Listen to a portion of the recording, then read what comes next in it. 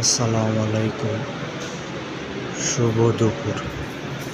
আলহামদুলিল্লাহ, জোহরের নামাজ আদায় করলাম, বাসার দিকে যাচ্ছি। যে যেখানেই থাকেন, যেই অবস্থাতেই থাকেন, যেই পরিবেশেই থাকেন, আল্লাহর হুকুম পালন করার চেষ্টা করুন, ইবাদত করুন। দুনিয়াতে থাকা অবস্থায় মানুষ টাকা সঞ্চয় করে, জায়গা জমি সঞ্চয় করে, তেমনি দুনিয়াতে থাকা অবস্থায় ঈমান আমল সঞ্চয় করতে হবে আখিরাতের জন্য।